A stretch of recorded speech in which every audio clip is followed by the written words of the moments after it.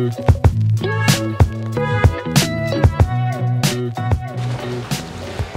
buenas tardes. Nos encontramos en un nuevo encuentro con la lectura y hoy queríamos pues hacerle homenaje a Manuel Mejía Vallejo.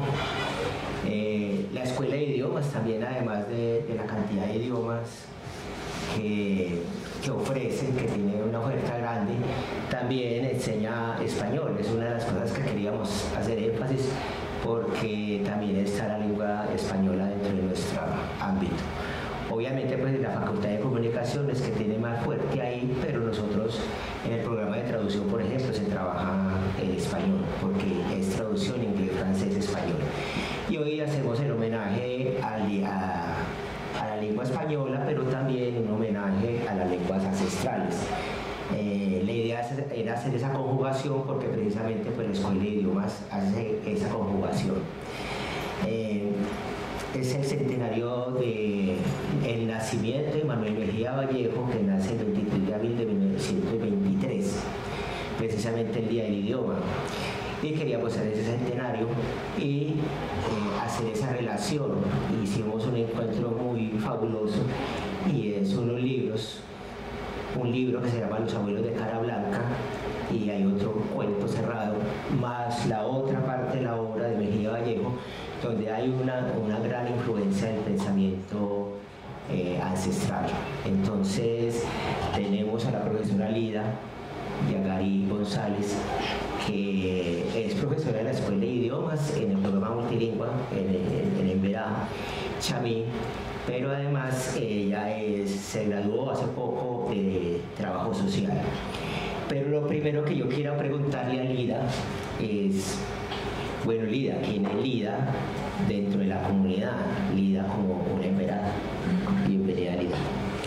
Aba Raúl Arakiruma, Aba Manuela Arakiruma, Aba Chequerara Machibema una nama, Daihuka, Ukubema Arakiruma, Ataima, Bika, Namari Lida Constanza Yagari González Ukubu, Machitaende, Mami Damu Bedeade, Himbu Suhai, Ina Nama Bedea Jua, Nau Amba Mimichabu Bachi, Uno Bena Bedea da Jua Ukube, Mautaende Chibedea de Baburu da Jua, Kunis Bia Hawa da Jua Ukubema. Mumuruade Khabani Kurana Öme Wawana Öme Chunana Öme Aribia Khabani Saka Chidai Kunisia Saka Nubu Chidai Ukama Saka Khabadau Sakaina Nauparuena Hubadau Sakaina Daikina Darna Kabu Puruda Peda Ukubea Bari Maucha Hune Kiduana Urmidiana Maunu Bena Habadajua Ukubea Bari. Bueno, buenas tardes para todos. Compañeras, compañeros, agradezco pues por este encuentro que se está tejiendo en este momento. Lida Constanza Yagari tiene un nombre desde el origen y su nombre es Himbu Suhai, que sería el espíritu del colibrí. Himbu Suhai ha estado presente en el territorio de Karmatarrúa, que sería tierra de la pringamosa o semilla enraizada a la tierra. Sería como un proceso de reconocimiento que se establece, que luego más adelante vamos a conversar por qué cristianía y por qué Karmatarrúa, ¿sí?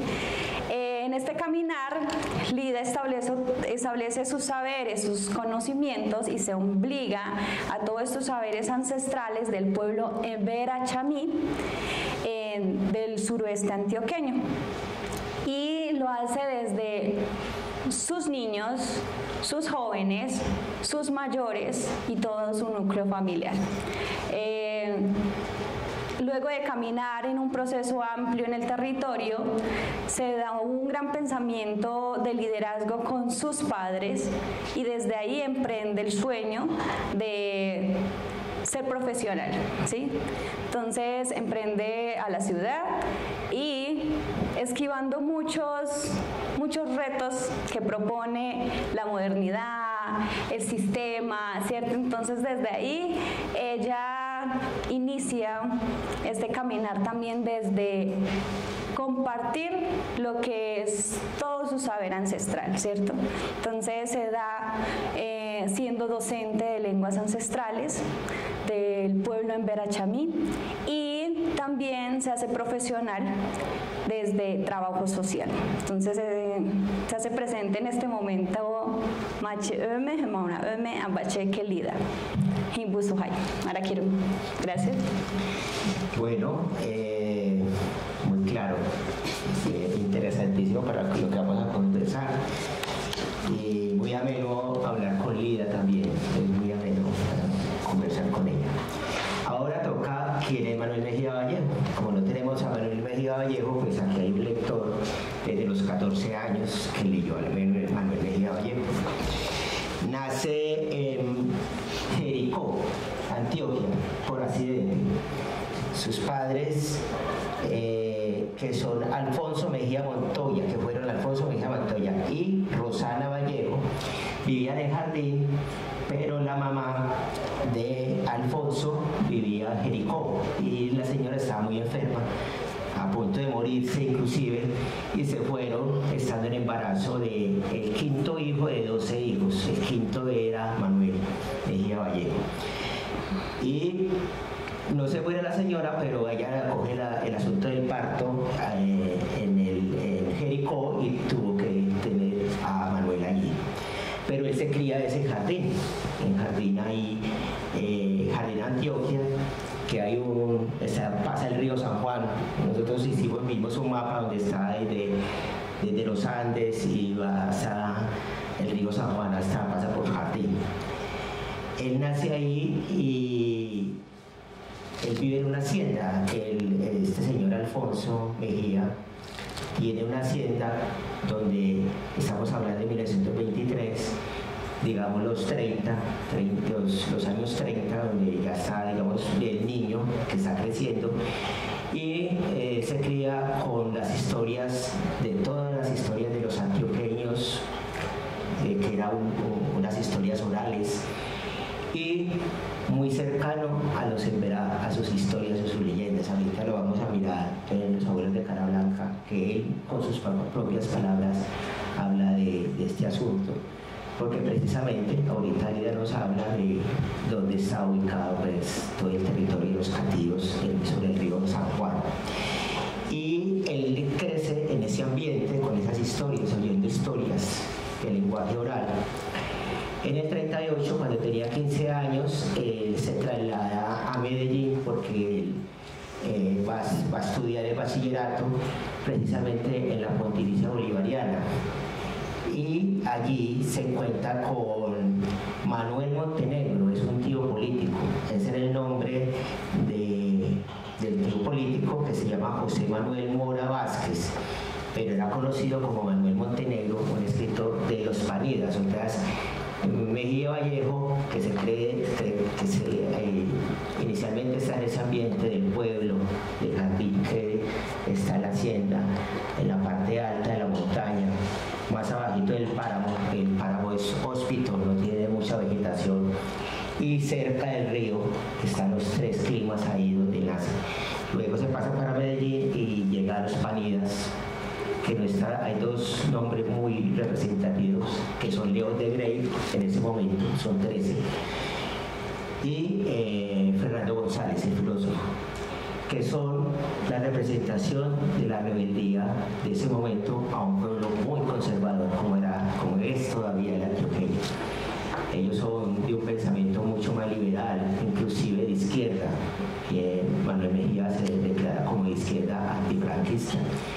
Y digamos que ese es el punto donde él, con sus historias, con todo lo que venía de esas historias orales, puede plasmarlo a través de su escritura, que desde los 15 años escribiéndole las cartas desde Medellín a su mamá se da cuenta de la capacidad que tenía de descripción. En el 45 escribe la novela, se la pasa a la mamá y la mamá dice esto hay que publicarlo, y empieza a buscar posibilidades. Y es amigo también en ese momento de unos jóvenes, Carlos Castro Saavedra, poeta, Alberto Aguirre, muy conocido periodista, y de Baldomero Álvarez, que era editor de Editorial Lepedú. ahora la Universidad de Antioquia es dueña de ese edificio donde estaba la editorial Bedú. Baldomero Álvarez publica el primer libro, La Tierra éramos nosotros, 1945.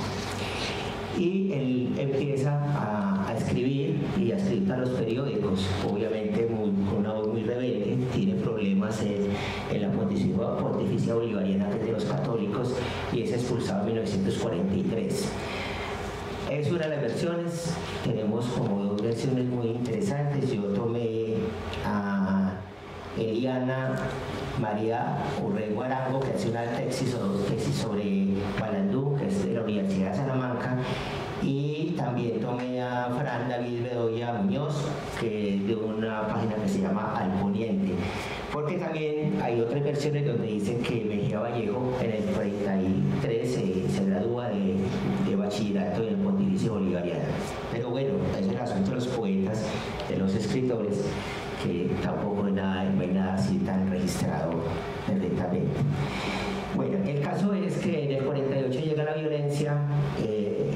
Obviamente él estaba trabajando en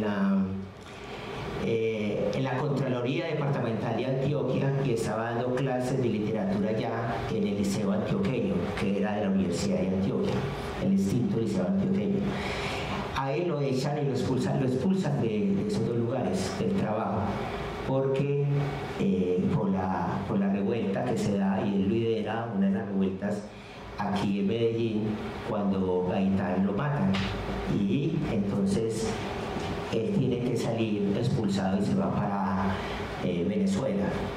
En Venezuela también hay una dictadura, también ya lo expulsan, y él se va para Panamá, y de Panamá, que es lo importante para nosotros, empieza a subir por Centroamérica. Esos años los pasa entre Panamá, Costa Rica, Guatemala en gran medida. Tiene años ahí, él trabaja en un periódico con un seudónimo, al punto de que cuando ataca al gobierno en sus notas periodísticas, es el editor el que se asume al frente de la situación y es el que lo encarcela. Pero después se dan cuenta que Mejía Vallejo, el que publicó, el que hizo esas notas contra el gobierno, y es deportado para Honduras. Él vuelve a Guatemala al escondido, sigue escribiendo y pasa luego a Salvador. Él está en San Salvador un tiempo, en México también. En Guatemala se encuentra con Miguel Ángel Asturias. Después vamos a mirar que él habla con él. O sea, hay una cercanía con los grandes escritores. En el 56, 57 se viene para Medellín otra vez. Y ahí ya empieza pues su carrera de escritor, y en el 63 logra un premio muy importante, que es el Día Señalado, y con ese premio entonces él, digamos, se catapulta. Él era de la imprenta departamental de Antioquia y empieza a darle cabida a muchos escritores jóvenes, y es atacado por los conservadores porque le da esa cabida a esos escritores, a nuevas publicaciones que daban posibilidades de la literatura de ese momento. O sea que, como hemos hablado con Senich muchas veces, pues el asunto de la edición es un asunto muy, muy difícil, pero no es de todos los tiempos, no es de nosotros ahora, sino que ha sido siempre así, porque obviamente es la palabra, es la voz, es poder hablar, es poder expresarse, y obviamente eso va a estar controlado. Gana el premio Eugenio Nadal, se va para España, renuncia a la imprenta donde está tan atacado, y ya se viene para acá, para Medellín. Ya es profesor de la Universidad Nacional de Literatura, trabaja en el Instituto de Bellas Artes, y empieza su carrera ya de premios, como en el 73 con Aire de Tango. Ahí salió hace poco ya la edición de una de las charlas del centenario de Mejía Vallejo sobre Aire de Tango. Gana primero la primera Bienal, y con el premio de la revista Vivencias de Cali, y luego tiene otro premio muy importante, Rómulo Gallegos, que es el de 1989 con La Casa de las Dos Palmas, nada más como para redondear esa parte. En el 91 publica Los abuelos de cara blanca, que aquí lo tenemos, vamos a leer sobre él en unas partes, donde recopila gran parte de ese trabajo que tuvo desde lo que estuvo en su niñez en verano hasta ese momento donde estuvo recorriendo toda esa América Latina, Centroamérica, donde estuvo hasta en Guatemala, pues al lado de ese pensamiento de los mayas, en México con los aztecas, y donde él hace toda una pesquisa y un trabajo durante todos esos años. Y es en el 91, con una madurez muy grande ya, que publica este libro. En el 94 sufrió un derrame cerebral y ya él no volvió a hablar. Parece que tenía un problema muy fuerte con el lenguaje, pero digamos que se entendía por señas con escritura, y en el 97 publica su último libro, Los Invocados, estando pues en cama. En el 98 ya no despierta. Bueno, entonces vamos a empezar por un cuento que es de 1958. Recién llegaba desde Centroamérica y hace un cuento que se llama Cielo Cerrado. Cielo Cerrado ya lo leyó Lida, yo quiero darle la voz a ella porque yo quiero preguntarle, bueno, Lida, ese conflicto que hay en Cielo Cerrado entre el asunto de los católicos apostólicos romanos, de los cristianos, y el asunto de los hebreos, con su pensamiento, con sus dioses, con su pensamiento ancestral. En el cuento es un conflicto entre esas dos, una imposición que viene desde el catolicismo y le ponen un cura y un sacristán, y que ellos buscan que Cielo Cerrado es una lluvia permanente donde les dañan las cosechas, y ellos necesitan arreglar ese asunto. Usted dice, bueno, entonces su Dios, ¿cuál efectivo es? Y vienen los rezos y las oraciones y nada, y no funciona. Es interesante porque hasta el sacristán lo sacrifica porque nada que... Bueno, ya Lida sabe sobre el cuento, bueno, pero yo quería más preguntarle, porque ahí está el cuento, la gente lo puede leer, si no lo han leído, pero es ese choque que hay ahí. Bueno, Lida.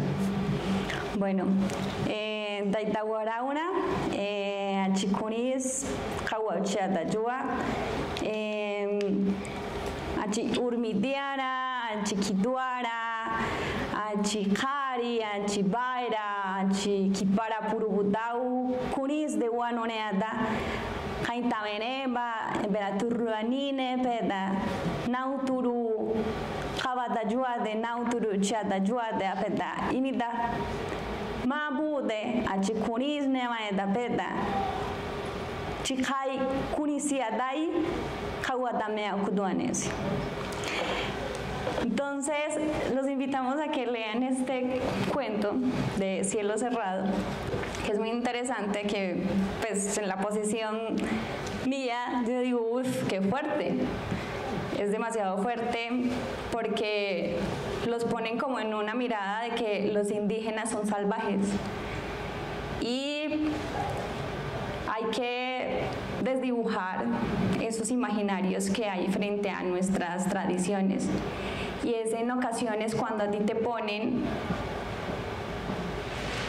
3 historias al tiempo o 3 creencias al tiempo y una semilla creciente, conoce todas estas 3 visiones y dice, uy, ¿en qué creo? ¿Cierto? Creo en la iglesia, creo en mis medicinas, creo en mis cantos, ¿cierto? Entonces ahí es un conflicto muy fuerte para esa semilla que está creciendo. Y sucede que pues, la religión llega a nuestros territorios no de una buena forma, obligándolos, ¿cierto? Dejando en olvido muchas tradiciones. No es nada respetuoso frente a lo que nosotros somos y a lo que cada uno, cada ser humano tiene en su creencia. Y sucede que, pues hilando como esta historia también, podríamos hilar lo que sucedió en el territorio de Jarmatarrúa. Que en Jarmatarrúa llegan el primer compañero, Vicente Guaticamá, inicia el recorrido desde el Chocó, desde el Alto Andágueda, toda esa zona, empieza él a recorrer y empieza a subir por todo el río San Juan, el río San Juan está desde el suroeste antioqueño, ¿sí? Entonces, de ahí empieza él a desplazarse, a buscar nuevas orientaciones, y es muy curioso que él no lo hace por sí solo. Vicente Guaticamá era un médico tradicional y fue guiado por un aripata. El aripata para nosotros es un personaje que lo reviven a través de cantos medicinales y les favorece para buscar alimentos, aguas muy saludables para la población. También que no hayan otros médicos tradicionales que hayan dejado sembrado como espíritus negativos, ¿cierto? Y que esos espíritus negativos enfermen a las personas, ¿cierto? Entonces esa dinámica en la que vivían la nación en Vera, ¿sí?, empezó a desplazar, y también porque en la zona del Chocó iniciaron también a llegar muchas otras culturas que les estaban obligando a dejar sus tradiciones. Entonces Vicente Guaticamá dice, no, yo me voy con mi familia a hacer este recorrido, y también desde esa dinámica que tenían podían tener la posibilidad de hacer siembras distintas, ¿sí?, teniendo en cuenta la lectura de la luna. Entonces Vicente Guaticamá empieza a subir, llega a un sector que se llama el aeropuerto, que sería por Andes, que ahora es un lugar turístico ya. Luego empieza y llega en Andes, en el municipio de Andes, van a descubrir en algún momento hay unos sectores todavía muy en nuestro idioma. Por ejemplo, hay un barrio que se llama Cori, pero desde la lengua sería Cori, ¿sí?, que sería como una zanja, ¿sí?, como una zanja. Y hay unos sectores que tiene todavía el nombre de Vicente, de Guaticamá, que fue un líder. Por eso vienen también las fiestas de las catías, ¿sí?, porque lo enunciaban a Vicente Guaticamá como un catío. Luego llega a San Bartolo, a una vereda que es del municipio de Andes, y ya finalmente llega en 1950, se establece en el territorio de Jarmatarrúa, ¿sí?, que sería tierra de la pringamosa o semilla enraizada a la tierra, ¿sí?, tiene esa traducción. Ahí ya empiezan, bueno, diría que en 1950 no fue, sino que fue más adelante, y de ahí empezaron a llegar otros compañeros de otros territorios, y en 1950 hago la claridad que habitan ya 120 familias en 140 hectáreas, muy poquito, ¿cierto? Ahí un compañero, un terrateniente que se llamó Eduardo Escobar, le dice a los emberas, para que ustedes no los estén desplazando, ustedes tienen que hacer una escritura, ¿sí? Cuando sucede eso, los emberas empiezan pues a decirles, bueno, ayúdenos cómo lo hacemos, ¿cierto? Y lo establecen y hacen su escritura, y le dicen, bueno, esa escritura la tienen que mantener, la tienen que guardar, porque cualquier otra persona puede venir a despojar de su territorio, ¿sí? Cuando sucede eso, le dan la labor a un compañero que se llama Pablito Guasarabe, toda la familia de Guasarabe. Ellos no aprenden a leer ni a escribir, y ellos fueron unos de los grandes, fue como el corazón palpitando para seguir resistiendo desde el idioma y desde muchas tradiciones, y puede ser desde los truambis, que son los cantos de los médicos tradicionales, las danzas, la pintura facial, la forma de vestir, ¿no es cierto? Esas dinámicas las tenían muy enraizadas. Pero otros, en ese mismo proceso, empiezan a llegar también la religión a nuestro territorio. Las monjitas empiezan a decirles que deben aprender a leer, que tienen que aprender a escribir, que deben dejar de lado lo que son los rituales porque esos son del demonio. Entonces, ¿cómo es posible que cuando te quieran enseñar algo vengan con esa estructura tan fuerte? Los emberas se dividieron de las 120 familias se dividieron. Unas empezaron a leer, otras a escribir y dejando de lado lo que son los cantos, las tradiciones, algunas tradiciones. Y sucede que ya el padre les dice, no, ustedes deben tener el nombre de cristianía, porque los cristianizaron, ¿sí? La religión ya empieza a imponer su fuerza en el territorio. Y algunos mayores empezaron empezó el conflicto ahí también entre nosotros mismos, lo que sucede en la historia también, ¿cierto? Que empiezan a tener conflictos. Y los que ya empiezan a creer en Dios, ¿cierto? En la Biblia, en la palabra, ahí ellos empiezan a enfrentar con nuestra tradición. Empiezan a decir, no, que se están enfermando, pero es porque ustedes están llamando al demonio, ¿cierto? Entonces, esa mirada lo hubo cuando empieza ese proceso de la religión dentro del territorio. Sucede que ya empezaron a llegar más terratenientes a nuestro sector y empezaron a hacer la siembra de café o de ganado, ¿sí?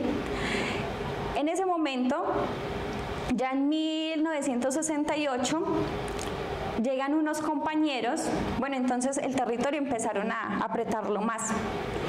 Todavía, pues, en los relatos que empezamos a recopilar, les preguntamos a los mayores cómo eran nuestras viviendas. Y la relación que tenemos como población embera es que las viviendas son circulares y de paja, ¿sí? Para poder pues tener una estructura para nosotros y un gran conocimiento tener nuestra casa de esa manera. Y ya las personas vecinas empezaron a quemar las casas. Entonces cambiaron la estructura a tablas y casas bajas.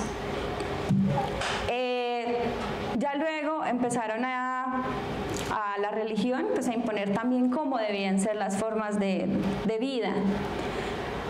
Y en 1968 llega un compañero del Cauca, llegan dos compañeros del Cauca, Roque Roldán y el compañero, me acuerdo por acá, Enrique Sánchez, hacer una recopilación de cómo es el sistema social y económico dentro de las comunidades, ¿sí? Ellos trabajan de la mano con lo que sería la Secretaría de Desarrollo y llegan al territorio y dicen, bueno, cuáles son sus problemáticas, cómo están organizados, y hasta ese momento el territorio no estaba organizado por cabildos, solo por mayores, por abuelos, ¿sí? Que tenían la vocería de decir, bueno, mi familia tiene esta problemática, entonces de esa manera las vamos a solucionar y las vamos a hacer de manera colectiva.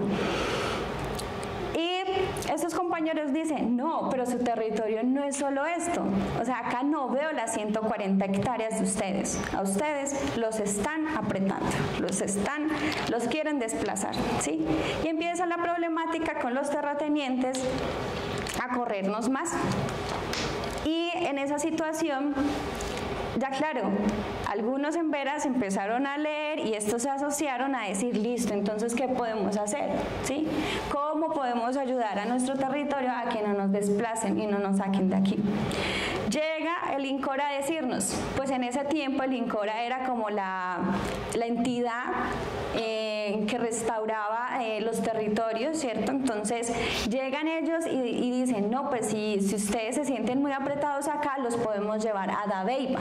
Entonces a los emberas no les gustó, dijo, no, de acá no nos van a desplazar, porque si nos llevan allá, de ahí también nos van a desplazar, porque de ahí no hay un origen, y acá ya tenemos muchos hijos creciendo, ¿cierto? Entonces pasa que los emberas de territorio de Jarmatarrúa se sostuvieron. Ya en ese proceso, en 1970, llega la juntanza de las organizaciones afrocampesino del sector y empezaron a impulsar y a decir, bueno, nosotros cómo podemos generar nuestros procesos políticos y organizativos dentro del territorio, y ya empiezan a tener la labor, y las mujeres empiezan a tener funciones de también soltar la cocina e ir a trabajar con los hombres.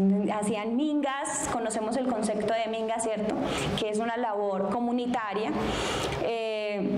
en pro de fortalecer muchos procesos comunitarios, ¿cierto? Entonces ahí empieza la juntanza con las organizaciones y ya en 1976 se da el primer liderazgo del cabildo. Entonces se hace la juntanza del territorio, muchos le dan la mano a todos estos procesos y ya en 1979 inicia, bueno, en 1976 hay movilizaciones y también sucede que desde la alcaldía de los dos municipios empiezan a haber conflictos y empieza a haber vulneración de derechos humanos frente a las mujeres, a los niños y a los hombres de la comunidad. Hay muchos atropellos y también en ese luchar del territorio hubo asesinatos de varios líderes. Llega en 1979 el primer compañero en Vera que estudió y fue egresado de nuestra universidad, de nuestra alma mater, y se llamó Aníbal Tascón. Aníbal Tascón en ese tiempo se hace el representante legal de la comunidad y empieza a fortalecer lo que es el proceso legal del territorio, a estructurar muy bien cómo ha sido el proceso y en qué momento llegamos nosotros y desde qué momento empiezan todos esos procesos de luchas. Y ya en 1981 asesinan a dos compañeros que fueron potencia para seguir fortaleciendo todo ese liderazgo de mantener y estructurar ante las otras organizaciones que el territorio ha sido nuestro, ¿cierto? Entonces ahí asesinan a Mario González y a Aníbal Tascón. Lo asesinan y el proceso queda así, en pare. Luego los otros líderes del territorio dicen no, o sea, ya llevamos tantos años de lucha, no lo vamos a dejar perder. Y ya en 1982 se establece desde la Secretaría de Desarrollo y el INCORA darnos la escritura del territorio. Entonces, fueron muchas cosas que sucedieron y en ese momento yo diría que entre 22 años de lucha y de resistencia también se fueron cayendo algunos procesos, que fueron la forma de vestirnos, porque ya nos vistieron muy coloniales, ¿cierto? Nos fueron quitando algunos rituales, algunas siembras de algunas semillas nativas como el maíz, muchas prácticas en cuanto a la alimentación se fueron cayendo y se fortaleció más el proceso político y organizativo dentro de la comunidad. Pasados ya en el 2000, ya los jóvenes nos preguntamos, bueno, si somos en Vera Chamí, ¿por qué no hay tantas tradiciones en nuestro caminar, en nuestro andar? Y hay un proceso muy bonito que se hace en toda la nación en Vera, que reúnen a todas las comunidades del pueblo en Vera. Ya ella habita Dóvida, Seapitara, Perara, llegamos a Dobio y allá se establecen la nación en Vera en unas asambleas. Y lo bonito es que por cada territorio siempre llevan estamentos de mujeres, de la guardia, de médicos tradicionales, de jóvenes, de adulto mayor y de los líderes. Entonces nos llevan y de ahí empezamos a comprender que nosotros estábamos un poco distantes, o sea, la comunidad en Vera Chamí del suroeste de Antioquia estaba distante a muchas prácticas culturales. Entonces desde el 2000 yo vengo haciendo un reconocimiento de lo que son las plantas medicinales, lo que es la pintura facial y lo que es nuestro traje, ¿sí? Que también es impuesto, ¿no? La tela. Pues haciendo una investigación y una profundización desde este ámbito cultural es que se hacían los trajes desde una palma, ¿sí? Y el proceso también nos lo dan de conocer los mayores de cómo lo hacían tradicionalmente. Si uno teniendo en este momento, pues yo siento que estoy muy bien cubierta, ¿cierto? Y cuando llevo mi paruma, aún así hay discriminación, hay xenofobia en la calle. Y uno dice, uff, qué fuerte. O sea, si me voy pintada, muchas miradas, muchas energías ahí, ¿cierto? Fluyen en su momento y uno dice, ah, carajo. Y todo lo que uno tiene que vivir en el transcurso de estudiar y estudiar fuera del territorio implica muchas cosas. Y hay que tener un corazón así de de acero para seguir esquivando como todas esas como esas vivencias que también es un desconocimiento que tiene el otro hacia uno, ¿cierto? Entonces uno dice, uff, demasiado fuerte para convivir como con toda esta situación. Algunos dejan su sueño, ¿por qué? Porque tuvieron una situación muy compleja con el otro y dejan y paran y vuelven al territorio. Bueno, dentro de esto quisiera decirles que pues no es nada gratuito que diga uno en Vera, dejé de hablar mi idioma, ¿cierto? Dejé de practicar lo que es la medicina tradicional de mi pueblo, dejé de usar mi okama, dejé de usar mi paruma, que sería nuestro vestuario. Dejé muchas cosas, ¿por qué?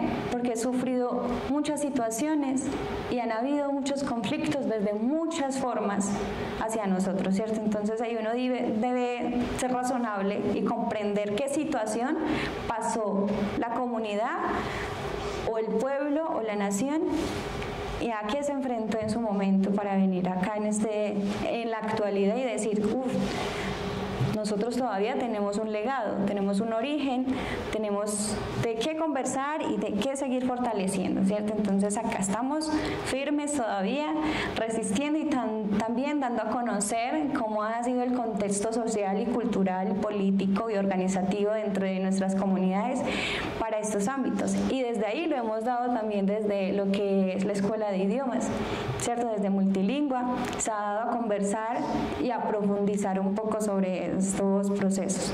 Así que quiero invitarles a que me respondan mis ambacheques que están por ahí. Ambachequerana, Villanuneja. A ver. A ver, Manuela, tú que estás en el proceso de aprendizaje de la cultura. Vianima. Ah, Vianima. Arakiruma, Ambachequerana, Arakiruma. Bueno, este es uno de los sentidos que tiene este encuentro.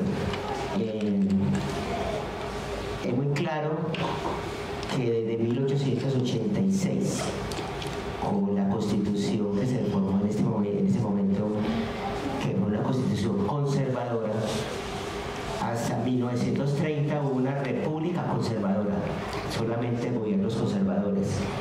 En el 30 empezó Olaya Herrera, un liberal, que viene dentro del asunto del bipartidismo, y después fue López Pumarejo, que estuvo en 2 ocasiones. Gaitán venía ya muy fuerte para arrasar las elecciones del 48 y ahí lo matan, ¿cierto? Y empieza pues todo el conflicto de la violencia muy fuerte. O sea, había una imposición y se mantiene, miren, muchos años después, de ese principio conservador, pero que empieza todo el asunto del Estado-Nación en Colombia en 1886, que fue la Constitución, con 3 principios del Estado-Nación: un idioma, el español; una religión, la católica; y una etnia, una raza, que es la criolla. Y se niega toda la parte de los indígenas y toda la parte de los negros, que es una gran comunidad. Pero hay un asunto muy interesante que les quisiera también que miráramos un poco esta reflexión. Ahora la idea es que podamos conversar y que ustedes también puedan participar, porque ya vamos a empezar con los abuelos de Cara Blanca. Y es que Manuel en ese recorrido que hizo por todo ese tiempo, y así lo llamó Luis Fernando Macías en la conferencia que dio el inicio al homenaje del centenario de Manuel Mejía Vallejo, dice: anudando tantos hilos rotos a través del pensamiento aborigen, al pensamiento ancestral. Porque conversando con Lida uno encuentra mucho de esas historias orales que le contaba la abuela a uno, siendo una país antioqueña católica, apostólica y romana, pero con mucho del pensamiento ancestral, como uno lo encuentra en Manuel Mejía Vallejo en sus historias. Aquí tenemos La Noche de Vigilia, unas historias bellísimas, poéticas, y que tienen mucho de ese pensamiento ancestral, mucho de esa magia que es nuestra magia, de nosotros como latinos. Entonces la idea es que hagamos un ejercicio de lectura donde vamos a encontrar los sueños, donde vamos a encontrar el asunto con la naturaleza, el asunto de los cativos, vamos a encontrar los relatos de origen, desde el principio vamos a encontrar eso, pero ¿dónde nos vemos nosotros? ¿Cierto? Desde nuestros ancestros, de donde nosotros venimos, porque los paisas tenemos mucho de esa parte de los cativos, ¿cierto? O de otras comunidades indígenas. Entonces arranquemos. Vamos a hablar de los abuelos de cara blanca y quería como hacer una reflexión sobre cómo el pensamiento de Mejía Vallejo, mira, hace un cuento de 1958 donde se toman como salvajes a los aborígenes, y después el salto a 1991 que le hice Los abuelos de cara blanca. Lida me contaba que estaba muy emocionada con el texto, porque ahí encontraron unas, bueno, ahorita nos cuenta y nos va a dar las impresiones. Hay una transformación. El primero que vamos a trabajar es la parte de los sueños, que está muy patente ahí en el principio de Los abuelos de cara blanca. Pero yo quisiera primero leer algo de la advertencia que hace al inicio Manuel Mejía Vallejo. Desde niño, cuando salía a pescar en el San Juan, de más piedras que aguas en su cauce, o a pie y a caballo por las trochas de los que aún era la selva grande, ejerció sobre mí una atracción singular ver a los indios en sus tambos, o dedicados a tareas cotidianas de sembrar maíz y yuca, modelar vasijas de barro y soplar la flecha en la cerbatana para la caza menor. Esa curiosidad se acentuó al ir conociendo sus costumbres, sus leyendas y su poesía, donde aparecía ante mí sensibilidad, un mundo inusitado. Poco a poco fui aunando ese conocimiento en tantos viajes, 8 años a Centroamérica, por países vecinos, por regiones baldías, por tierras de pan de llevar y cierta avidez en la observación y en la lectura de libros y abundante documentación en crónicas de indias, memorias, anuarios, tratados de minología y antropología, revistas misioneras y todo lo que garantizara lo auténtico sobre nuestra gente. Desde los esquimales hasta los patagones, desde los aztecas hasta los guaralúos, a lo largo de lo ancho y lo hondo del continente. La amistad de otras culturas me fue resaltando la importancia de lo indígena, su originalidad y trascendencia. Aunque alguna vez en Guatemala, Miguel Ángel Asturias me reiteraba lo difícil que resultaba para un escritor más o menos mestizo captar ese mundo y sus rasgos esenciales, con tantos diferentes enfoques y tan opuestas maneras de concebir el más acá y el más allá de su vida cotidiana y de su otra vida, donde aguardan los muertos, los antepasados, los abuelos de cara blanca. Ese encuentro, ese ir y venir, un asunto que discutíamos con Selnich. Bueno, tantas culturas que hay ahí, una revoltura que hay ahí. Pero entrándose en el texto se va encontrando con que cada uno tiene una voz. Y dice los cheroques, los mayas, los aztecas, como lo leímos. Y va llevando y mostrándonos diferentes mundos, diferentes formas, pero que es un mismo mundo, que es el de nosotros. Es como una torre de Babel, que traída a través de Manuel Mejía Vallejo en una lengua española, pero es esa cantidad de pensamientos ahí que van aflorando. Entonces, bueno, arranquemos. Arrancamos con los sueños. Los sueños muy interesantes, Manuel Mejía Vallejo, porque ya estando muy joven, ya le quité el libro. Manuela, ella va a ser la nuestra lectora. La transformación desde 1958 de El cielo cerrado a 1991. Pero aquí hay otra transformación. caímos de un sueño mal soñado y peor vivido, y solamente el olvido se acordará de su dueño. Tal vez vivir es pequeño, encuentro de otro dolor, en sombras en derredor, donde nadie entra ni sale, porque la vida equivale a un sueño sin soñador. Muy tenaz, somos un sueño sin soñador. Algo muy cercano a lo de la muerte de Dios. Pero en 1991 dice, somos un sueño. La historia es de Namjabari y Dilar, que son soñados por Antel. Antel es el gran soñador, es el Dios. ¿Cierto?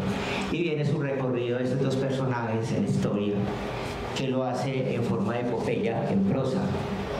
Ya en las críticas iniciales de X, por ejemplo, el poeta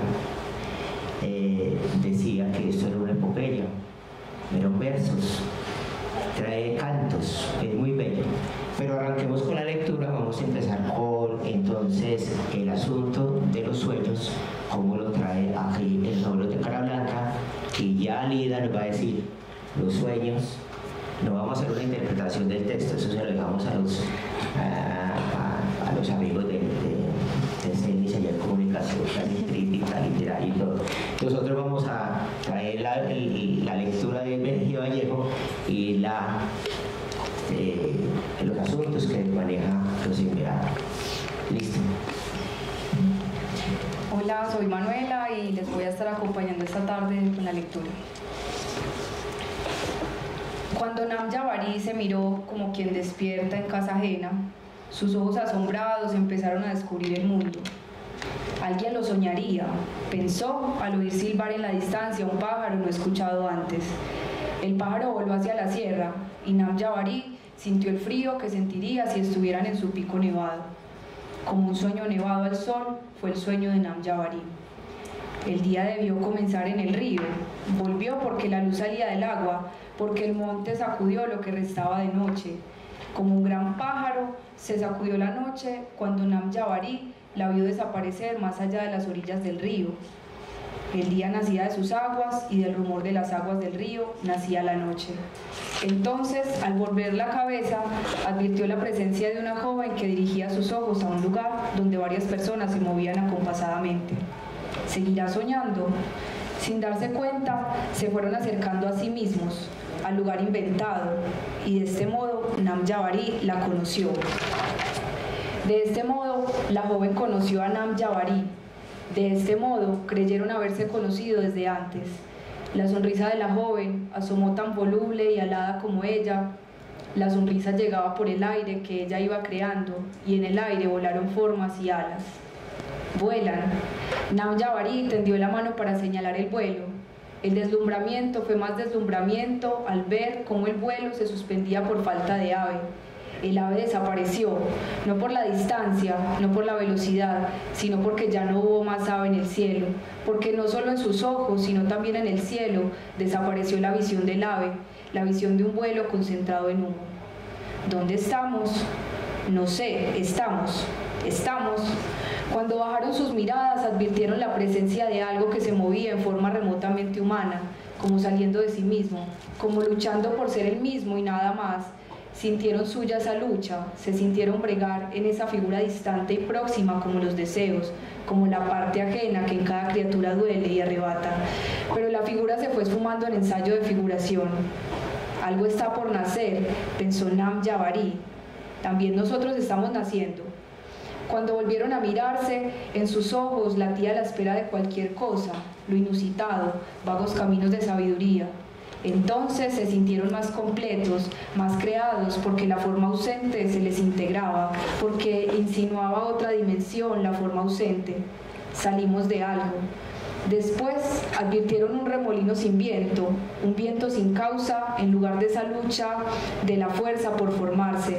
Entonces comprendieron. Algo en derredor se revelaba, algo intentaban hacer en derredor, sin ayuda, debatiéndose contra poderes ajenos que intentaban impedir su aparición. Sigue otro testigo cortico sobre los sueños, porque aquí es donde se pone en tela si dejaran de soñar, ¿qué pasaría? Ahora reaparecía la sonrisa en los labios sin color, si existieron en el color o en la sonrisa. Namjavari observó que él e Idlar volvían a desvanecerse. Si se desvanecían, si eran los presentidos, los soñados, los vulnerables. Estaba loco, dijo la voz aparte. Idlar y Namjavari distinguieron la fuerza remolino del principio, cuando alas sin pico para el silbo caían en cenizas del cielo al aire caído, la que buscaba su forma y su bravura saliendo de sí misma, luchando, creándose, bregando por no ser otra desaparición, por no ser el vacío. El asunto de la ganadería por ahí, quería preguntar eso. Vida, los sueños. Bueno, haciendo un aporte acá, Manuel recopila muchos relatos de origen de muchas tradiciones, de muchas culturas. Y al empezar algo, por ejemplo acá en este momento de los sueños, que sería como la creación de lo humano, de la naturaleza, del pensamiento, de la palabra, de algunas tradiciones, de algunas prácticas culturales.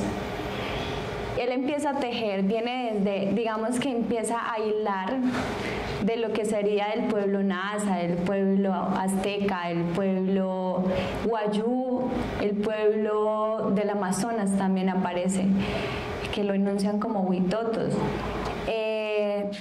Está también el Nasayue. Entonces me parece muy curioso y fue una aventura leerlo y decir, wow, ¿qué es esto tan mágico, tan extraño también, pero recopilando como muchas historias de nuestro origen? Claro que puede haber alteraciones de cómo él hace las interpretaciones en su momento. Y estos días que estábamos conversando con Manuela, habíamos dicho que interesante fuera que nos sentáramos a conversar de estos pueblos, cada representante de estos pueblos, y decir qué tan cierto puede ser esta historia. Y bueno, para nosotros los sueños, desde el pueblo Embera Chamí, y hablando también con el pueblo Wayuu, con la profe Estefanía, es de mucha importancia. Es de mucha importancia. Nos dicen muchas cosas a través del sueño, nos orientan también, nos dan a reconocer si son de estas vidas o si son de otras vidas pasadas. ¿Ustedes creen en la reencarnación? Pues lo hay también desde muchos orígenes.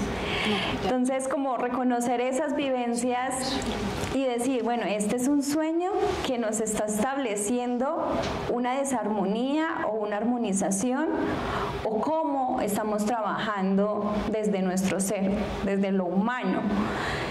Y cómo estoy estableciendo esa comunicación con mi ser, con mi centro y con el otro, ¿sí? Y de esa misma manera con la naturaleza. Entonces, por ejemplo, también hay sueños que son de predecir cosas, anunciando sucesos, diciéndonos, alerta, ten cuidado, ten cuidado. Y la forma en como nosotros cuidamos esos sueños es contándole a la abuela, ¿sí? Teniendo presente el fuego, la cocina. Entonces ahí lo que es a través de lo que yo le estoy dando a conocer de mi sueño a la mayora, a la abuela, a la sabia pone una palabra y induce ese sueño al fuego, ¿sí? Ya sea el fuego para nosotros es un abuelo, ¿cierto? Y ese abuelo corta con la energía que pueda suceder, ¿sí? En nuestro caso, si yo en el sueño estoy vestida de traje, de vestido de blanco, ¿sí? Va a ser una muerte para nosotros. Entonces, si yo no lo cuento, va a ser una muerte no en mi familia, porque yo me vi reflejada ahí, sino de unos amigos, de alguien muy cercano. Si en el sueño es una amiga que está con su traje, yo digo, no, va a haber una muerte, pero dentro de mi vínculo familiar. Y si en caso de que haya mucho alimento, muchísima comida y muchísima gente comiendo, también enuncia que va a haber una transformación, que va a haber un cambio, que va a haber una muerte dentro de la familia. En caso de soñar animales, por ejemplo, en abundancia, eso es riqueza, eso es gratitud, pero también si yo los sueño esos animales, debo hacer una ofrenda, ¿sí? Debo hacer una ofrenda y entregar tanto en beneficio del sueño y en beneficio del otro, ¿sí? Para que todo se establezca una sincronía y una armonización entre ambas. También hilando como estos saberes, hay unos animales muy específicos para nosotros, como lo decíamos con el profe Raúl, que es el artatau. Entonces hay un cantico muy bello que entonces de no solo soñar, también que hay que enunciarlos, ¿cierto? Y hay que traerlos y hay que cantarlos. Entonces por ahí hay muchos chicos que me pueden acompañar. Yo les pregunto, Jaiba, Jane Bitibu, y ellos van a responder, ¿sí? Los voy a corchar hoy. Y dice, Chartatau, Kui Bitibu, Kui Bitibu, Kui Bitibu. Chartatau, Kui Bitibu, Kui Bitibu, Kui Bitibu. Chikaiba Bitibua. Chartatauba, Chartatau, Kui Bitibu, Kui Bitibu. Bitibu, Jane Bitibua, Chicuy, Jane Bitibua es que está pidiendo y está pidiendo la lluvia. Jaiba, ¿quién es? Chartatau, ustedes responden, ¿listo? Jaiba es quién, ¿sí? Jane Bitibua, ¿qué está pidiendo? Ustedes dicen Cuy, que es la lluvia, ¿listo? De nuevo vamos. Chartatau, Cuy Bitibu, Cuy Bitibu. Bitibu. Jane Bitibua. Cuy, muy bien, están atentos. Chartatau, Cuy Bitibu, Cuy Bitibu, Cuy Bitibu. Jaiba. Artatauba. Bueno, este canto, por ejemplo, si yo estoy soñando que hay mucha sequía, en mi sueño hay que no hay agua y que hay muchas personas pidiendo agua, entonces en ese momento hacemos una consulta con la mayora y le decimos, abuela, soñé esto, ¿sí? Y la abuela dice, listo, hay que hacer una armonización con un canto y una danza, ¿sí? Entonces ahí viene lo que es el tejido del canto y la danza con Artatau. Artatau es el ser, es un sapo y bueno, este es el más chiquitico, la rana, pues digámoslo en ese sentido, la rana.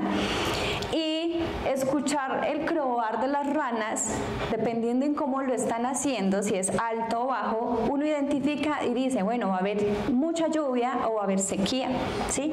Entonces mire la relación que tiene mi sueño con las vivencias nuestras, ¿sí? Entonces ahí ya la abuela dice, bueno, entonces hagamos el canto, enunciamos y hay sequía, entonces vamos a enunciar, vamos a llamar a las ranas y a los sapos y al mamboré, que es el abuelo sapo, para que nos brinden agua, ¿sí? Entonces, bueno, esas dinámicas y esas prácticas en muchas ocasiones, por llegar muchas culturas diferentes a las nuestras, se van dejando de lado, ¿cierto? Entonces lo bello es volver a nutrirlas desde los saberes de los mayores, de las sabias, y a hacer ese acompañamiento con los niños y con los jóvenes ahora, ¿cierto? La pregunta sería si no es que ya están integradas, por ejemplo, en el mundo paisa, lo de las abuelas contando las historias y contando los sueños. Mi abuela no sabía leer ni escribir y contaba todas las historias con una memoria y hacía versos. No cantaba como canta Lina, pero es que uno, para ser profesor de lenguas extranjeras, tiene que cantar así, porque es que Dori no canta, es profesor de francés, no le enseña a cantar, pero sí muy buena entonada. nació muy bonita. Bueno, vamos al asunto de los cateos. Entonces, verá, vienen de los cateos, ¿cierto? Y hay una parte, entonces vamos a mirar entonces la parte de los cateos. Y empezó a caer agua, leve niebla primero, garuda después, lluvia, aguaceros torrenciales, y el agua formó un lago, y al ver el lago se abalanzó el pez que llegaba sin agua de tierras distantes, en un aire extrañamente húmedo y anunciador. Por eso nació el río, y en el río otros peces que recuerdan al primer pez llegado una tarde entre la bruma. Desde antes, concluyó el catío, Caragaví se había convertido en hilo de agua transparente.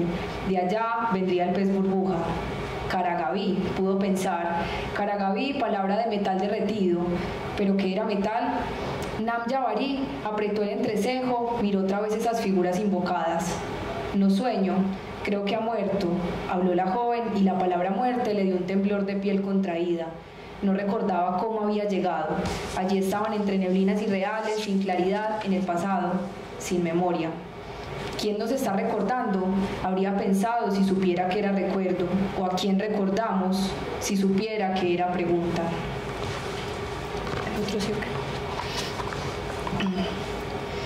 Moriría, dejó de soñar. Anoche oímos chillar al murciélago, dijo el guajiro.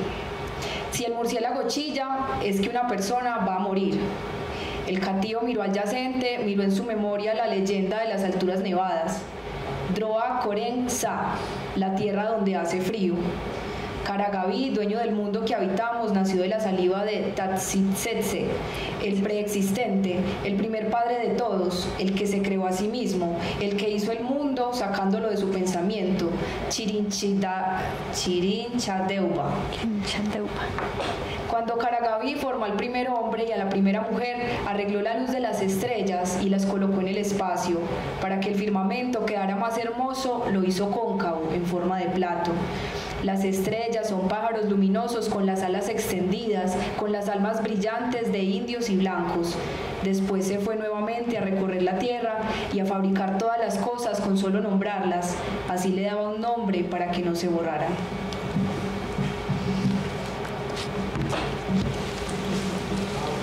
Bueno, quisiera hacer una recopilación de los sueños, y es que en lengua soñar se dice jamokara,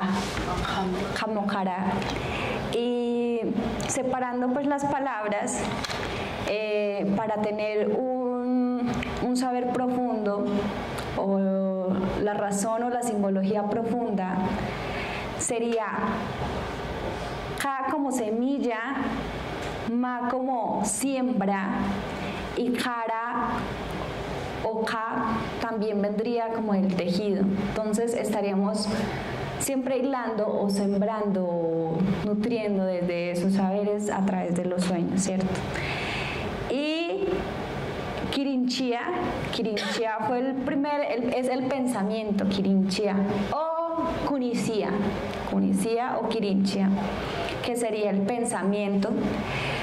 Y desde este pensamiento viene la creación de lo que ha sido la nación embera, ¿sí? Para otras culturas puede ser el viento, ¿sí? Asociarlo con el viento, o con la serpiente, ¿cierto? Entonces, acá lo enuncia acá en el libro como catíos a lo que sería la nación embera.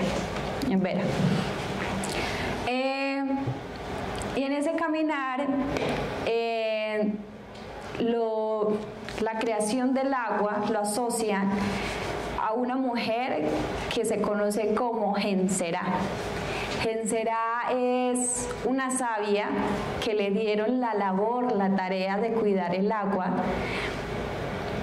pero no siendo mezquina, no siendo conocedora de este saber milenario para sí misma, sino que lo debía compartir. Y Genserá se vuelve mezquina, se vuelve egoísta con su pueblo y no le da agua para su comunidad. Entonces, Karagaví, que es un Jaibaná, enuncia muchos procesos en su territorio y les dice paciencia, que esto lo vamos a solucionar entre todos. Pero Genserá se cierra a no hablar, a no dialogar con la comunidad y con Karagaví. Y es un encierro del agua, de todo ese conocimiento, de un árbol que se llama el Jenené, que es el árbol grande para nosotros.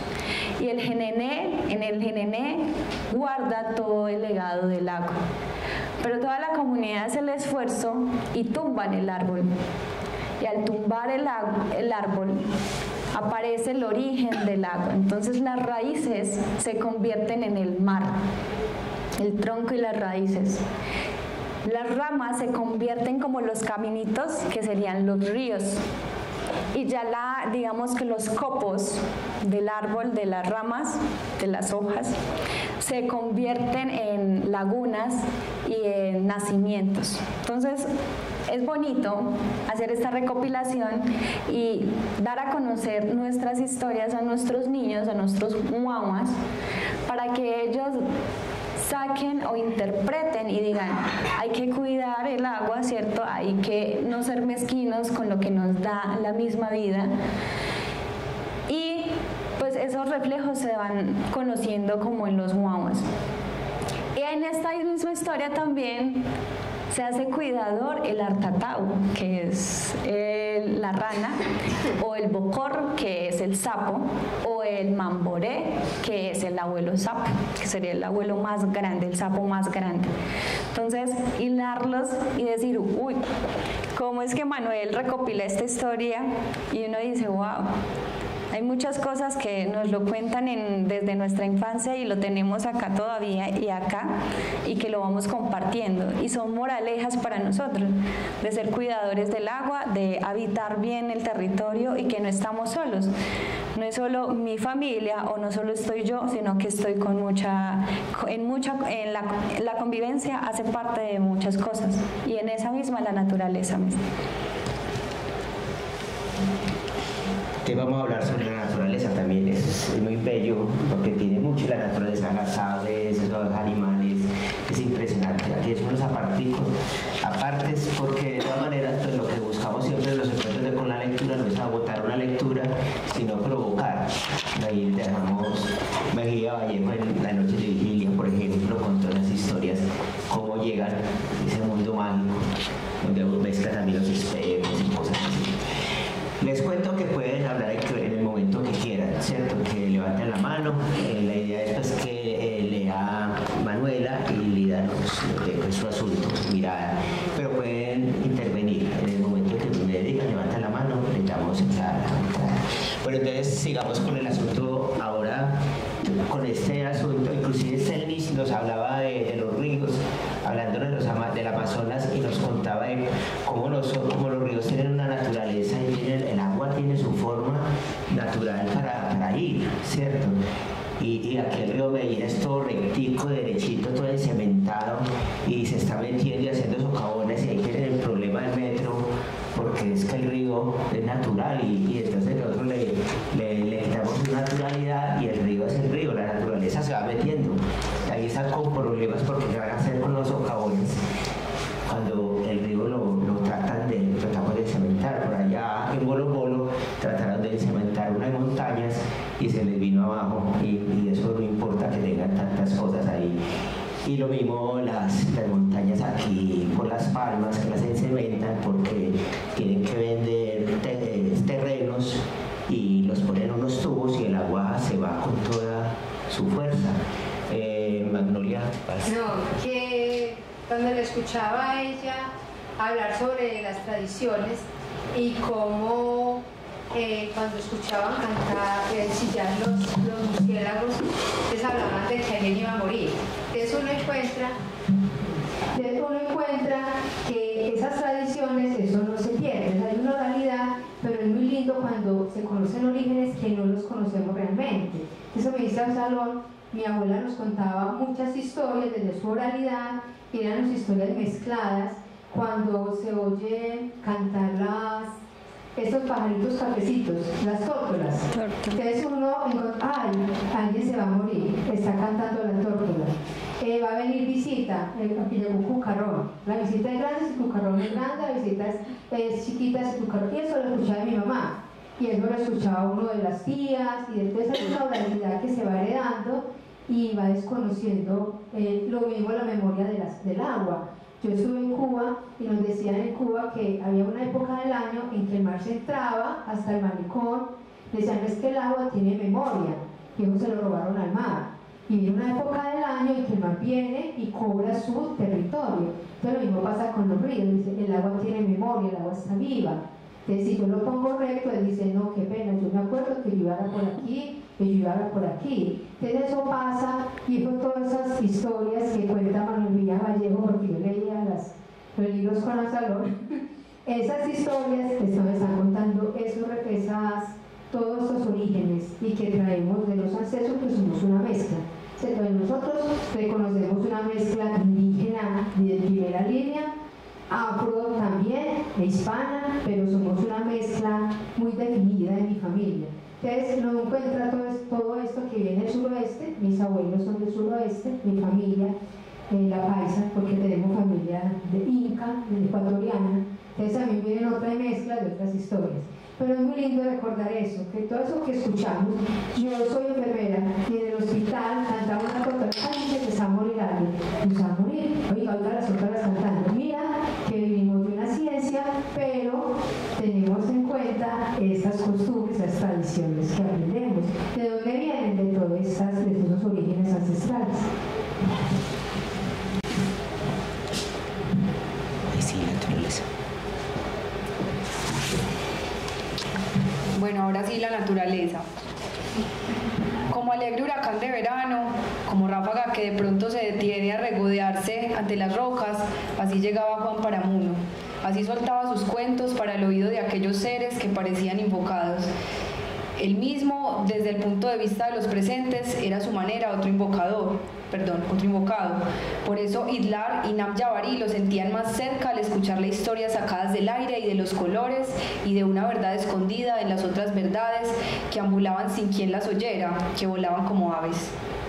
En la mañana, grandes pájaros blancos traen en su canto la primera luz, colocan en su sitio las neblinas, sus aletazos espantan rezagos de la noche, enredados en las ramas de los árboles, en los musgos ocultos, en las hondonadas.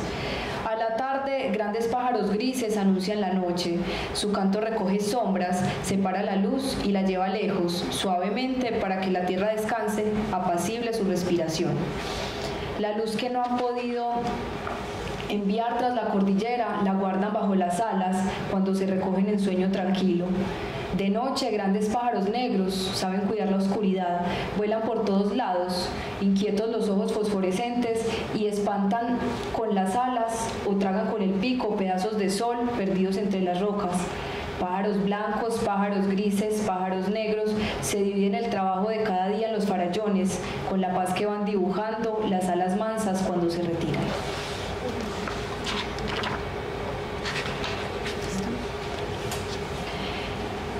Idlar y Namjavari seguían escuchando la canción después de concluida, pero con su dolor audible, casi sin voz, dijo el Siona su relato de la luna y el sol. Luna no era hembra. Luna iba caminando solo y en su peregrinar se encontró con gente que tenía rabo como esos monos, el choruro y el cotudo. Mirando tanta gente con rabo, a muchos de ellos se los quitó y de ellos procede la gente. El cotudo se encontraba en Uchué, rancho de menstruación, por eso quedó rojo, porque estaba untado de sangre. Con una varita de caña brava, Luna hacía estas gracias. Caminando y caminando se encontró con su hermano mayor, el Sol. Este le brindó chucula y apenas Luna se agachó para tomar, le quitó la vara que llevaba y la arrojó al techo de la casa. Cuando Luna reclamó, el Sol le dijo: ¿por qué no brincas y la alcanzas? Luna lo hizo, pero brincó muy alto y quedó pegada en el firmamento y hasta ahora está allí. El Sol tenía un lindo manojo de plumas en la mano y Luna se lo quitó y también lo arrojó al techo de la casa. El sol quiso alcanzarlo, pero igualmente quedó en el firmamento. Entonces el sol dijo a Luna: tú te llamarás Nañangüe. Todas las gentes verán tu cara en las noches claras, mirarás como los hombres se aman con sus mujeres, quedarás en la noche, yo en el día, de hoy en adelante seremos enemigos.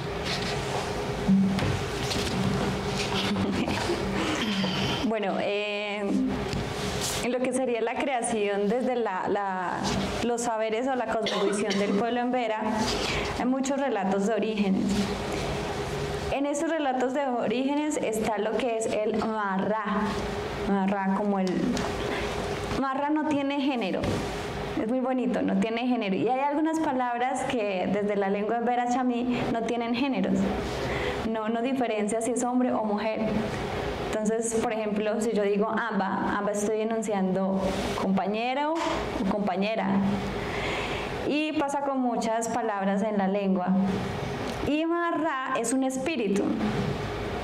Ese espíritu ni siquiera se deja ver ni se deja sentir. Solo lo pueden conocer los médicos tradicionales. Y como también uno puede interpretar que vino un marrá.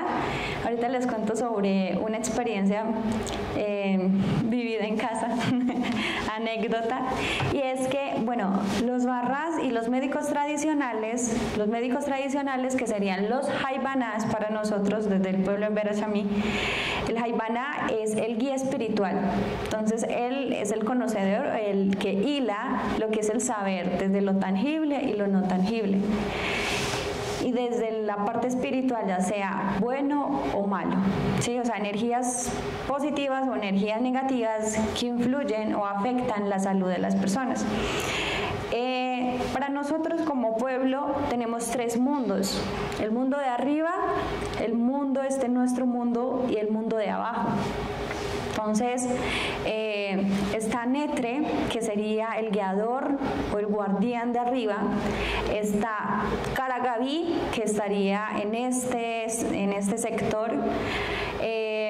Y Armacura, que sería del pueblo de abajo, ¿sí? Con Trutruica, que serían médicos tradicionales, no dioses, sino médicos tradicionales, jaibanas, sabedores de esos conocimientos. Y él, desde lo que nos cuentan los mayores o médicos tradicionales, nos dicen que no solo son esos tres mundos, y en cada mundo hay 8, se divide en 8, este también en 8, el otro también en 8, y desde la parte espiritual son 13 mundos que se establecen. Entonces uno dice: carajo, entonces ¿desde dónde yo estoy soñando? ¿Desde qué punto estoy soñando? ¿Cierto? Y cuando uno está en una ceremonia, en una toma de medicina, independientemente de qué medicina sea, desde ahí uno establece alguno de estos mundos y uno va haciendo una reconciliación con estas vivencias. Y lo que sería el relato del origen de la luna, de Hedajo, que sería luna, y Humada, que sería el sol. Entonces, hay una similitud con lo que nos acaban de compartir, es que fueron hermanos que en su momento los separaron, ¿sí? Hay muchos que hay que seguir recopilando, profundizando desde nuestros mayores, porque ahí varía mucho estos relatos en cuanto a la creación del sol y la luna. Entonces, para decirles que cada ser de la naturaleza tiene un marrá. ¿Qué sería un qué? Un espíritu mayor, ¿sí? Quien es el guía, quien es el cuidador y el guardián de estos seres. Y la anécdota que quisiera compartirles es que desde pequeños nos dan a conocer los relatos de origen para cuidar tanto nuestra energía y también para cuidar a los animales. Y es que un niño en el territorio empieza a jugar con los sapos, y empieza la lluvia y llega el trueno. Y en ese trueno y la lluvia es que nos enuncia que viene el marrá. Y en ese marrá aparece en el jamojará. ¿Qué es el jamojará? Jamojará. hablamos ahorita, el sueño, soñar, ¿sí? Entonces aparece y en ese sueño conversa con este guagua.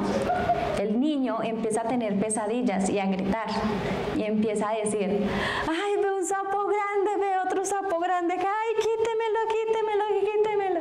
Y es porque el Marra, el espíritu mayor, llega a decir, a educar a este niño. ¿Qué pueden hacer en estos casos los padres? Deben decirle al niño qué es a lo que se está aferrando en este momento. Sí, si el niño dice, ay no, que a mí me encanta ese juguete y con ese juguete duermo siempre, entonces ese juguete va al fuego como una ofrenda, ¿sí? Si en caso de que el niño no se aferra a nada, lo único que le deben cortar es el cabello, ¿sí? Entonces le cortan un pedacito de cabello para hacer la ofrenda al fuego y así apaciguar la energía del Marra y apacigua también el rayo y la lluvia en su momento, ¿sí? Porque puede haber tormenta fuerte que puede estar ofendiendo Marra porque estaban jugando con su hijo, ¿cierto? Que sería su sapo. Entonces, eso sería como una anécdota a contarles y son experiencias vividas dentro de la comunidad. Y uno dice, a veces uno es todo incrédulo, ¿cierto? Entonces uno dice, ver para creer, ¿cierto? Y mentiras que cuando suceden uno dice, ay, carajo, sí pasó. Y sí es así y hay que respetar, ¿cierto? Entonces son moralejas que también nos van dejando los relatos de origen para nuestros guaguas, nuestros niños. Bueno, ya vamos llegando al final, vamos a leer los últimos. Este es con lo que empiezan pues en la Biblia, con el Génesis y toda esta la mitología griega también está muy cercano a nuestra universidad, que es el principio, bueno, los orígenes. Ahorita ya empezamos fue con lo humano, ¿cierto? Entonces vamos a leer algo del principio y para que se vaya preparando, porque entonces dejamos la última parte pues para la discusión, que se quieran hablar. Bueno, los dioses primero. Ausencia, inexistencia de los primeros dioses, cuando ni ausencia ni dioses existían, eran dioses cantores. La ausencia de dioses era el gran canto coral de los elementos. Decían, y el silencio empezaba a ser palabra, que antes, mucho antes, erraban voces sin quien las pronunciara, sin quien las dijera, y fue naciendo la necesidad de otra forma organizada, y así encontraron su garganta, su grandeza y su existencia comprobable. Decían que todo fue naciendo del ritmo y que el ritmo se conoció a sí mismo hasta tener conciencia de sus alrededores. Eran tiempos de maravillosas nieblas, de latidos sin corazón, de ecos errantes, de cantos desperdigados en la inmensidad. Era el tiempo de primeros sollozos sin dolor, de grandes aguas y grandes hielos y grandes conjuntos gaseosos como fantasmas de alguien que sin haber muerto ya existía desde el primer principio. En aquellos siglos, decían, en aquellos siglos de un tiempo que no admitía siglos, en aquellos siglos que eran espacio, había solo fuerzas unidas, misteriosamente, fuerzas extrañas como sueños. Eran sueños que se soñaban solos, eran sueños errantes sin dueño, eran sueños locos en busca de quien los soñara. Y estas fuerzas sueño se soñaron con tanta intensidad que lograron soñar su propio soñador. Así en él descansaron, así en él se fundieron y desaparecieron para que él a su vez soñara cosas verdaderas, soñara criaturas verdaderas producto del sueño, otra forma de la verdad, que a su vez es sueño de otra búsqueda y de todas las búsquedas interminables. Bueno, y otro.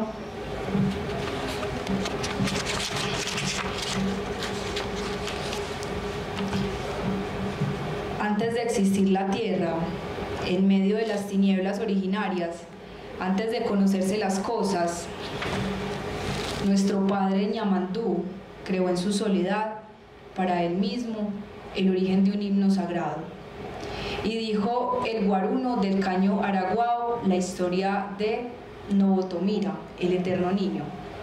Solo existía Novotomira en juego permanente consigo mismo. Al dimanar luz, su cuerpo llenaba de claridad el universo. Un día comenzó a soplar sobre su pecho. Novotomira estaba sentado con sus piernas cruzadas. Soplaba más y más hasta que sobre su regazo aparecieron el calor, el agua y el polvo de la tierra. Novotomira tomó en sus manos las sustancias brotadas de un soplo y las agitó en el sedazo de sus dedos. Así separaba el agua, la tierra, el frío y la brisa que había nacido del calor. Al ver ante sus ojos aquellas sustancias distintas de su cuerpo, se regocijó infinitamente. Sus carcajadas divinas formaron el trueno, y las cosas salidas de su soplo comenzaron a temblar, y Novotomira se reía a plenitud. Bienvenida, para que le demos habla, para que luego demos la entrada para el público que quiera escuchar. Bueno, desde nuestra visión como pueblo es que estuvo primero el pensamiento. El pensamiento sería Kunisía o Kirinchía. Desde este pensamiento aparecen dos personajes, que sería Dana Ebro, que sería la tierra, y Dachisese, que sería el compañero.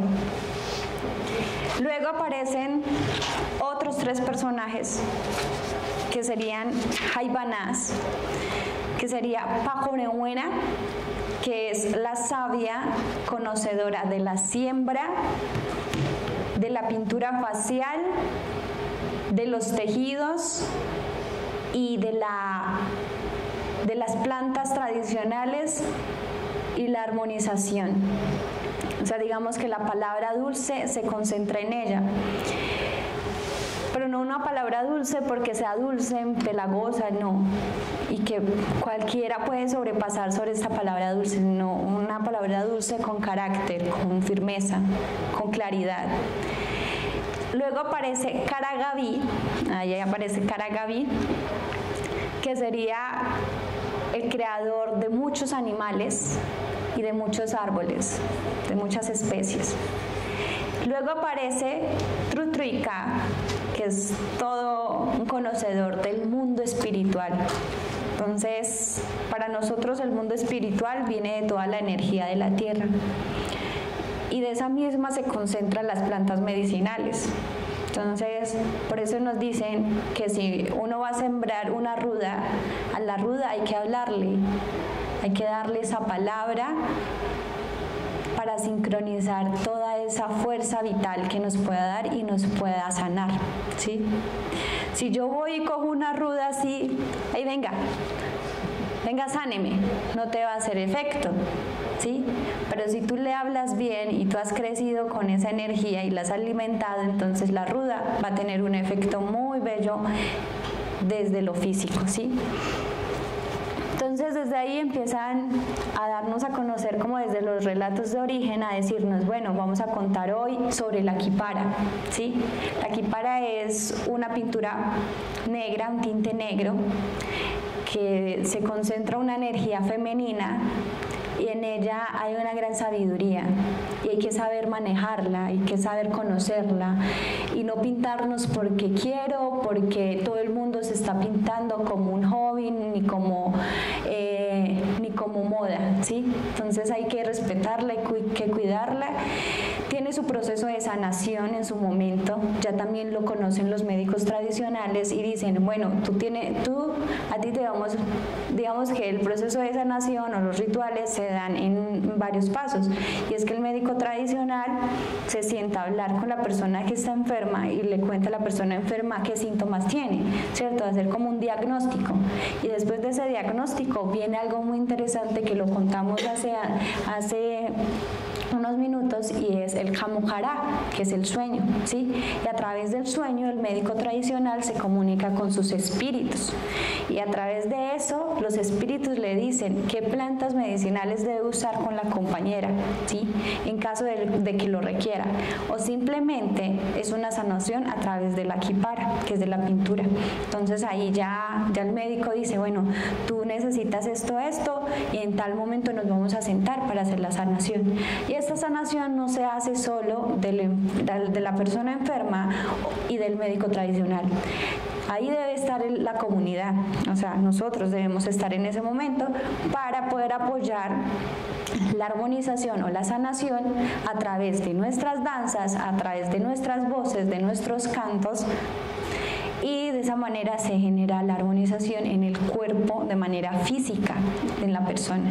Entonces, todos estos saberes son importantes de que las demás personas externas a territorios en Vera lo conozcan y digan, listo, hay que respetar todos estos espacios y hay que estar en sincronía con los parámetros que tiene la comunidad, ¿cierto? ¿Por qué? Porque si no, estaremos faltándole al respeto a la comunidad y toda la cosmovisión que tienen ellos, ¿cierto? Y reconocer que somos una nación muy diversa, que como lo maneja la medicina del pueblo en Vera, no lo maneja los del Amazonas, los de Caquetá, los de Risaralda, los de Antioquia, no. Entonces ahí hay un aporte muy de reconocer de que somos tan diversos y desde esa misma diversidad hay que respetarnos todas las ideologías que hayan, todas las filosofías que hayan, todos los relatos y las cosmovisiones que tengan una cultura o una tradición o un pueblo originario. Muy claro el mensaje, muy bonito. Bueno, Celis, ¿quieres hacer algo? Todos apuntan ahí. ¿Quiere alguien que se atreva? Ya tiene que hablar. No, tiene que ser. Para que lo conozcan, así, ¿no? Claro.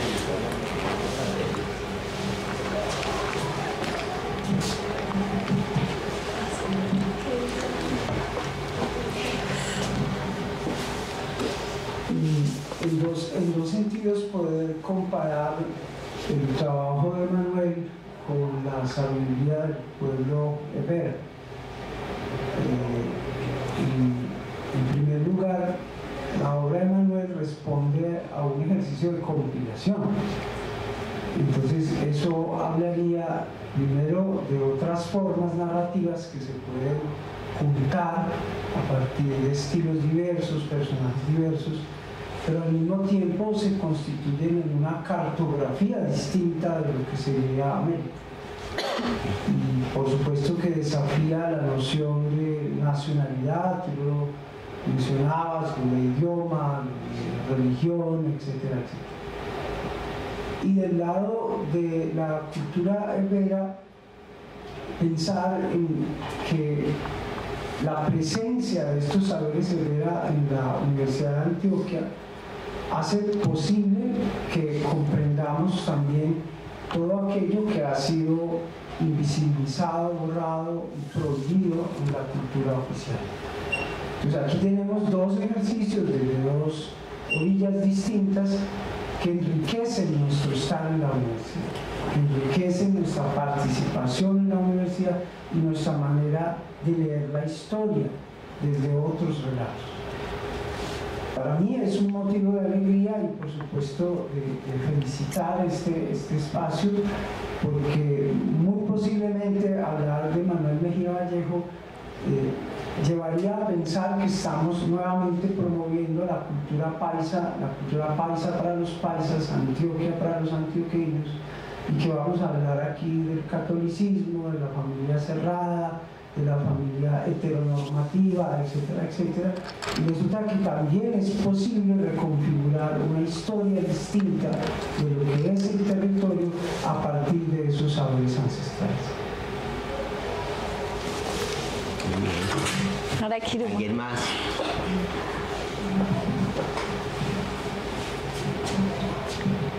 Bueno. Sí, bueno, ya de todas maneras... Pero yo quiero... bueno. Dale.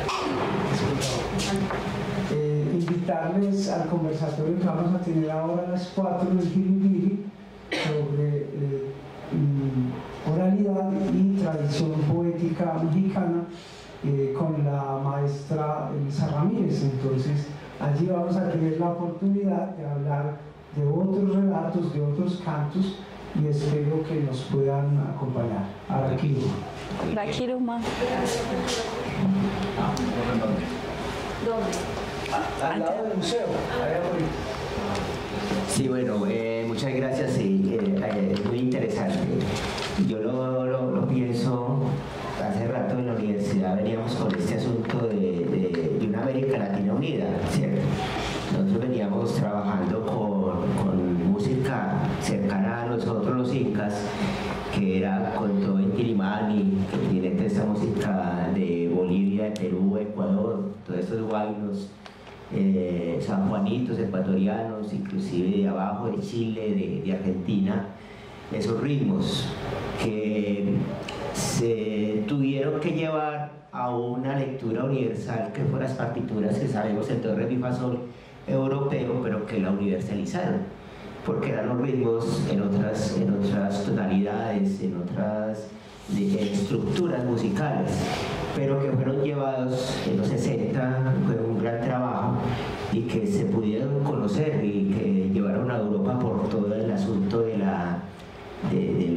militares y del asunto de que tuvieron que salir corriendo, algunos murieron como Víctor Jara, y que otros huyeron, y que todo el mundo, ahí está la parte de Quilimani, bellísima esa pieza, y que ellos fueron a Europa, fueron a Roma, los Jarcas y Quilimani, Calafayún, y nosotros veníamos embebidos con este asunto. La universidad tiene mucha cercanía a este asunto, pero más afuera de América, de Colombia, esta es una oportunidad de nosotros mismos, de encontrarnos con nosotros, porque aquí estamos tocándonos nuestras historias. ¿Cuánto llevamos nosotros ahí? Porque hay elección cuando suena un tambor del Chocó o una cumbia y uno se siente estremecido. O sea, la sangre tiene mucha parte negra también de nosotros. Es mirarnos a nosotros y mirar a través de este texto como también hay una América ancestral y que también nos está diciendo a nosotros. Por eso la cercanía con un Juan Rulfo, ¿cierto? Con un Miguel Ángel Asturias, con la literatura venezolana, con los peruanos, con los argentinos, porque hay una cercanía de cosas que nos han pasado, toda esa segregación, todo ese ataque a lo que no es oficial, ¿cierto? Y que el punto del pensamiento tiene que ver con eso, la universidad es con eso, darle posibilidades a otras formas de pensamiento. Entonces yo creo que es una celebración pues conjunta. Aquí tengo a Manuela que nos vio de todo, de lectora y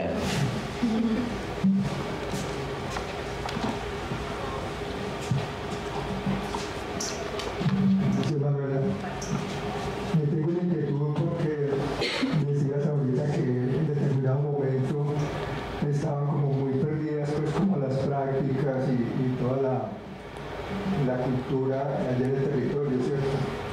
Tuve la oportunidad hace unos días de escuchar en Zumberá un grupo muy joven de chicos. Creo que aquí está la compañera, me equivoco, hace parte de ese grupo musical, ¿cierto? Estuvimos allá, no me olvidé la fecha, el 24 de febrero, es muy joven. ¿Cómo se hizo esa recuperación de la cultura y cómo se logra que los jóvenes estén tan involucrados pues, en la cultura? Y qué tanto ha permeado pues, esos otros ritmos y otra cultura imperante pues, en la zona. A mí me admiró mucho esa cultura viva y sobre todo los jóvenes, pues, el grupo musical que llegó. Incluso había un niñito así pequeñito que vino con un tamborcito. Elías. Sí, entonces me parece muy bonito eso y cómo se logró esa recuperación y que los jóvenes participen tanto. Bueno, por ejemplo, lo que yo les contaba ahorita, cómo se fue desarrollando el proceso político y organizativo dentro del territorio, se fueron inclinando más a esos procesos y dejando de lado lo que son varias prácticas.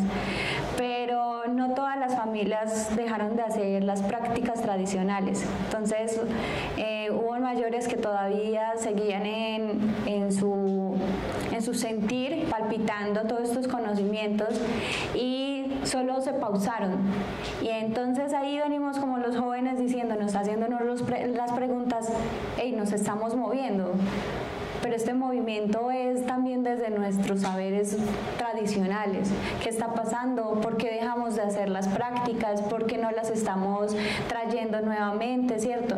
Entonces, pensando en la pérdida y en todo, como también la cultura occidental está permeando en las comunidades, nos damos como esa sacudida y decir, listo, yo soy de un pueblo, yo soy en Vera, entonces como en Vera empiezo a tejer, ¿cierto? En el tejido ya empezamos a comprender muchas dinámicas del por qué el color que usamos, ¿cierto? Y el por qué el tejido, y por qué las líneas, por qué las montañas, ¿cierto? Entonces empezamos a hacer ese reconocimiento, y a través de eso también empezamos a entablar la música que vienen de los relatos, y nos dicen desde los relatos que vienen desde los cantos de los pájaros y el palpitar del corazón, que es el tambor.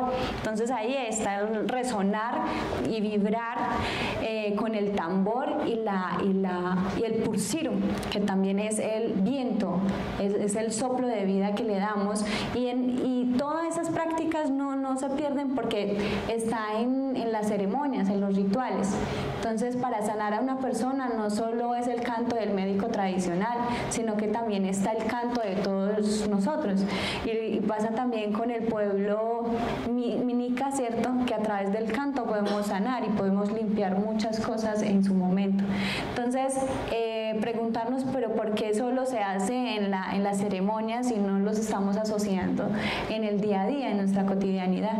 Entonces ahí vienen los jóvenes a impulsar y a fortalecer los procesos y a preguntarnos otra vez y darnos la tarea de hacer las lunadas, que son los encuentros de la palabra de los mayores y de los jóvenes, para volver a retomar nuestros procesos que son tan bonitos para nosotros. Entonces ahí está la fuercita, y pues claro, nos estamos asociando también a lo que son las músicas andinas, que también tienen una fuerza no solo desde nuestro origen, sino que también desde el origen de los mayas, de los aztecas, de los incas, ¿cierto?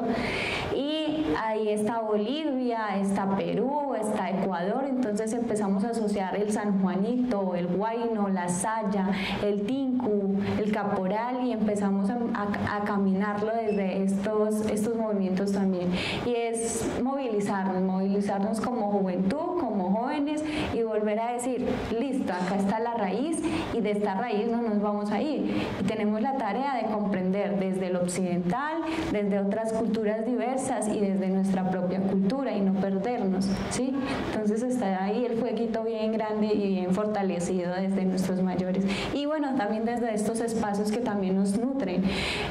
Pues en este momento se está haciendo una grabación, y esta grabación lo pueden ver muchas personas al interior, y pueden decir, listo, yo perdí mi origen, pero entonces esta compañera o los compañeros que están hablando en este momento nos están dando esa fuerza de reconocer nuevamente nuestra tradición, y entonces vuelven.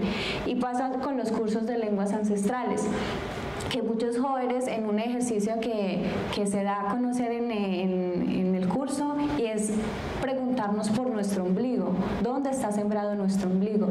Pero eso les lleva a reconocer que mi abuela fue indígena, que mi abuelo fue indígena. Y desde esa razón empiezan a decir, no, mira que yo tengo estas raíces, profe, mire que mi abuela a través de los sueños, o mi abuela es tan sabia con las plantas medicinales, ¿cierto? Entonces ahí para comprender y para estar dialogando. Entonces se fortalecen mediante esos procesos que se están dando. Muchas gracias. Habrá otra posibilidad de hablar con Lida, porque ya nos van a pedir el espacio y nos tenemos que ir. Muchas gracias. El encuentro para lectura este 21. Profe, diga Arakiruma. Arakiruma. Eso, Vika, diga. Vika. Eso. Gracias a todos.